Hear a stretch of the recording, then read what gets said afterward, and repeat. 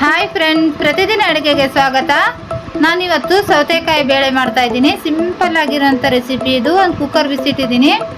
1-2 ಚಮಚದಷ್ಟು ಕುಕ್ಕಿಂಗ್ ಆಯಿಲ್ನ ಹಾಕಿದ್ದೀನಿ. ಎಣ್ಣೆ ಬಿಸಿ ಆದ ನಂತರ 1/4 ಟೀ ಸ್ಪೂನ್ ಸಾಸಿವೆ, 1/4 ಟೀ ಸ್ಪೂನ್ ಜೀರಿಗೆ, ಒಂದು ಸ್ವಲ್ಪ ಕರಿಬೇವು ಎಲೆ, ಒಂದು ಈರುಳ್ಳಿ, ಒಂದು 3-4 ಹಸಿಮೆಣಸಿನಕಾಯಿ ಈ ಥರ ಕಟ್ ಮಾಡಿ ಹಾಕಿ ಈರುಳ್ಳಿ ಸ್ವಲ್ಪ ಕಲರ್ ಚೇಂಜ್ ಆಗೋವರೆಗೂ ಫ್ರೈ ಮಾಡ್ಕೊಳ್ಳಿ. ಈರುಳ್ಳಿ ಸ್ವಲ್ಪ ಕಲರ್ ಚೇಂಜ್ ಆದ ನಂತರ 1 ಟೀ ಸ್ಪೂನ್ ಶುಂಠಿ ಬೆಳ್ಳುಳ್ಳಿ ಪೇಸ್ಟ್ನ ಹಾಕಿ ಸ್ವಲ್ಪನೇ ಫ್ರೈ ಮಾಡಿ ನಂತರ 3-4 ಟೊಮೆಟೊನ ಹಾಕಿ ಟೊಮೆಟೊನ ಚೆನ್ನಾಗಿ ಸಾಫ್ಟ್ ಆಗೋವರೆಗೂ ಫ್ರೈ ಮಾಡ್ಕೊಳ್ಳಿ. ಟೊಮೆಟೊನ ಚೆನ್ನಾಗಿ ಸಾಫ್ಟ್ ಆಗಬೇಕು. ಟೊಮೆಟೊನ ಚೆನ್ನಾಗಿ ಸಾಫ್ಟ್ ಆಗಿದೆ. ಇಷ್ಟಾದ ನಂತರ ಒಂದು ದೊಡ್ಡ ಸೈಜ್ ಸೌತೆಕಾಯಿನ ಸಿಪ್ಪೆ ತೆಗೆದು ಈ ಥರ ಕಟ್ ಮಾಡಿ ತೊಗೊಂಡಿದ್ದೀನಿ. ಸೌತೆಕಾಯಿನ ಹಾಕಿ 1-2 ನಿಮಿಷ ಫ್ರೈ ಮಾಡಿ ನಂತರ 1 ಕಪ್ ತೊಗರಿಬೇಳೆನ ಒಂದು ಅರ್ಧ ಗಂಟೆ ನೆನೆಸಿಟ್ಟಿದ್ದೆ. ನೆನೆಸಿಟ್ಟಿರೋಂಥ ತೊಗರಿಬೇಳೆನ ಹಾಕಿ 1-2 ನಿಮಿಷ ಫ್ರೈ ಮಾಡಿ ಚೆನ್ನಾಗಿ.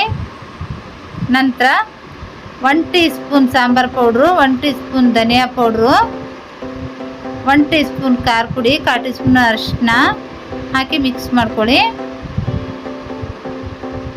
ನಂತರ ರುಚಿಗೆ ತಕ್ಕಷ್ಟು ಉಪ್ಪನ್ನ ಹಾಕಿ 2-3 ನಿಮಿಷ ಚೆನ್ನಾಗಿ ಫ್ರೈ ಮಾಡಿ.